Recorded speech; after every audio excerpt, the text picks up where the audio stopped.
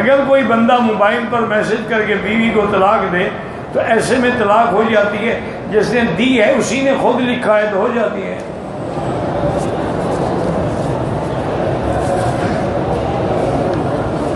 دعا سیدھی اللہ سے، ادعونی استجب لکم، یہ قرآن کا حکم ہے۔ رات کے 1 یا 2 بجے ہوں تو رش کم ہو جاتا ہے، لوگ کم احرام باندھ کے نفلی طواف کر سکتے، پھر احرام کی کیا ضرورت ہے؟ یعنی اندر نہیں آنے دیتے، ان کے لیے تو جھوٹ بول رہے ہو نا۔ نفلی طواف میں 8 اشارے، 8ویں میں ختم کرو گے۔ نظر بد سے بچنے کے لیے لا حول زیادہ پڑھو۔ حضور پاک کے جنازے کی ضرورت ہی تھی، حضور معصوم تھے، اور پھر آپ امام الانبیاء ہیں، ان کے جنازے کا امام کون بنے؟ صحابہ جاتے تھے، درود شریف پڑھ کے باہر آ جاتے، وہ جنازے والی دعا نہیں پڑھتے تھے۔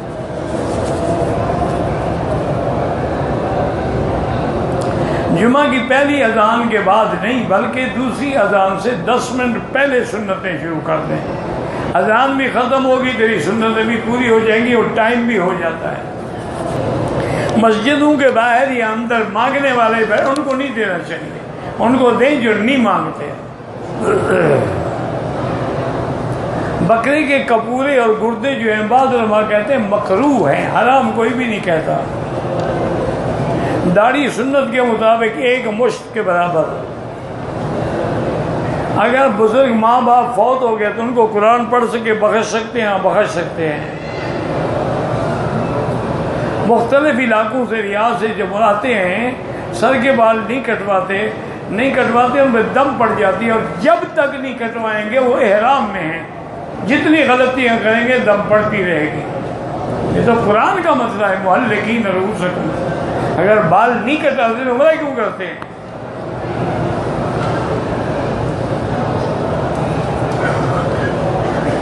پتہ نہیں طواف کے نام کس کا نام لکھے۔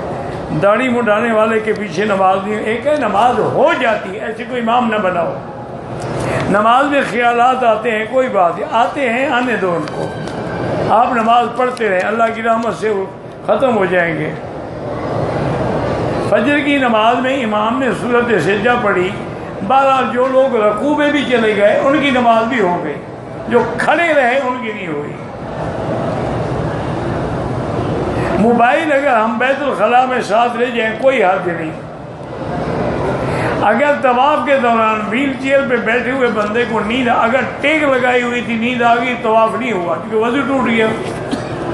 وہاں روزگار کے لیے رشوت مانگتے ہیں، پھر لینے والا ظالم ہے، دینے والا مجبور ہے۔ نکاح ہو گیا ہے، رخصتی نہیں ہوئی، لیکن میں بیوی کو عمرے پہ لے آؤں، تمہاری بیوی ہے، نکاح کے بعد بیوی ہو گئی، جب لے آؤ گے تو رخصتی خود بخود ہو گئی۔ ہاں تم اس کو نکاح کے بعد جو لے آؤ گے تو کیا اس کو کیا سمجھ کے لاؤ گے؟ رخصتی ہو گئی، ہنی مون مناؤ۔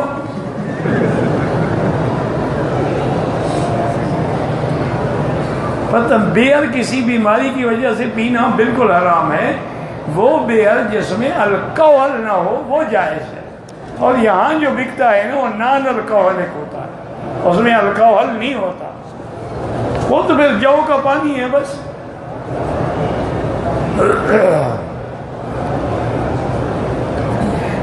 سرکاری ملازم ہیں، گھر میں بیٹھ کے بغیر ڈیوٹی کے تنخواہ لیتے ہیں، بالکل حرام کھاتے ہیں۔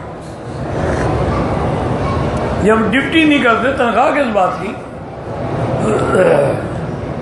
عمرے میں آئے ہیں، کاروبار کی پتہ نہیں کرنا ہے، کاروبار کرنا جائز ہے، ہاں جائز ہے۔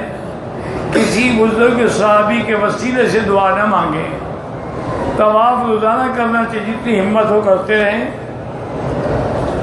مغرب کی نماز میں ابھی غلطی سے عشاء کا ذہن میں خیال ہے، کوئی بات نہیں، نماز ہو گئی۔ اقامت کے درمیان دعا مانگ سکتے ہیں، ہاں مانگ سکتے ہیں۔ عورتوں کا جنازے کو الفاظ وہ سب اسی میں سارے ہیں، ذکرنا و انثینا، صغیرنا و کبیرنا، سب کے لیے وہی دعا ہے۔ پاکستان سے لوگ آتے ہیں حرم میں جماعت سے نماز نہیں پڑھتے، دعا کرو اللہ ان کو ہدایت دے۔ جب ان کی حرم میں نماز نہیں ہوتی تو حج کیا ہوگا؟ حج بھی تو وہی امام پڑھاتے ہیں نا۔ داڑھی نہ رکھنا جو ہے آدمی فاسق و فاجر ہو جاتا ہے، گناہ کبیرہ ہے۔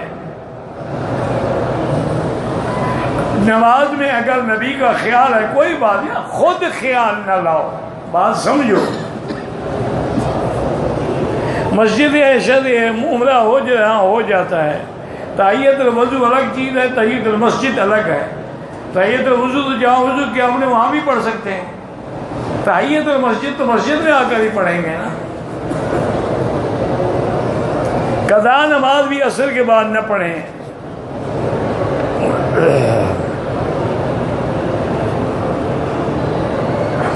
میں نے پھوپھی کے بیٹے کے پیسے کئی مرتبہ چرائے ہیں، توبہ بھی کرو، اتنی پیسے کسی شکل میں کوئی چیز خرید کر کے اس کو دے دو تاکہ اس کا حق اس کو واپس مل جائے۔